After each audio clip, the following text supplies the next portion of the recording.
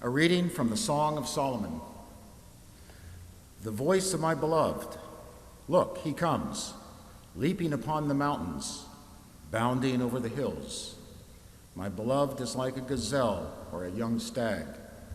Look, there he stands behind our wall, gazing in at the windows, looking through the lattice. My beloved speaks and says to me, arise, my love, my fair one, and come away. For now the winter is past, the rain is over and gone. The flowers appear upon the earth. The time of singing has come, and the voice of the turtle dove is heard in our land. The fig tree puts forth its figs, and the vines are in blossom. They give forth fragrance. Arise, my love, my fair one, and come away. The word of the Lord.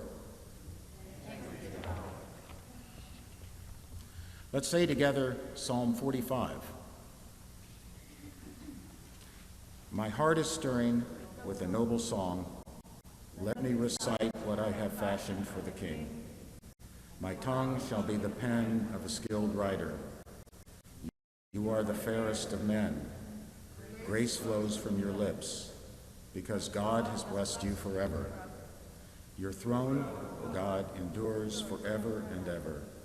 A scepter of righteousness is the scepter of your kingdom. You love righteousness and hate iniquity. Therefore God, your God, has anointed you with the oil of gladness above your fellows. All your garments are fragrant with myrrh, aloes, and cassia, and the music of strings from ivory palaces makes you glad. King's daughters stand among the ladies of the court, and at right hand is the queen, adorned with the gold of Ophir.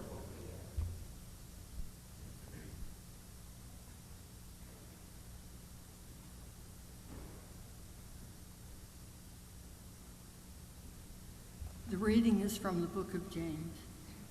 Every generous act of giving, with every perfect gift, is from above, coming down from the Father of the lights, with whom there is no variation or shadow due to change. In fulfillment of his own purpose, he gave us birth by the word of truth, so that we would become a kind of first fruits of his creatures.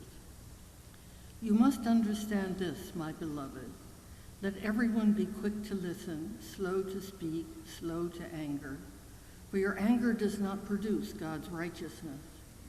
Therefore, rid yourselves of all sordidness and rank growth of wickedness, and welcome with meekness the implanted word that has the power to save your souls. But be doers of the word, and not merely hearers who deceive themselves. For if any are hearers of the word and not doers, they are like those who look at themselves in a mirror.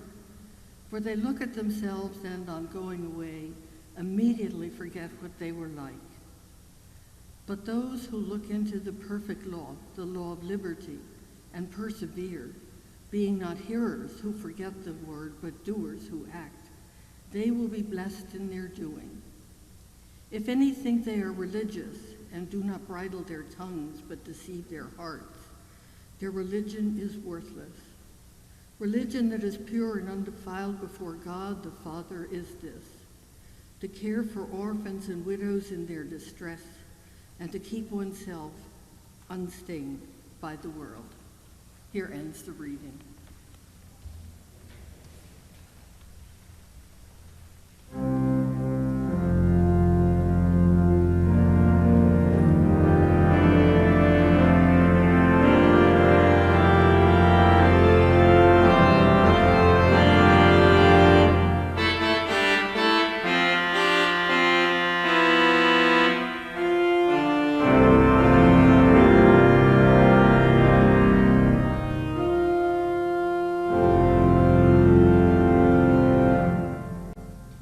The Holy Gospel of our Lord Jesus Christ according to Mark.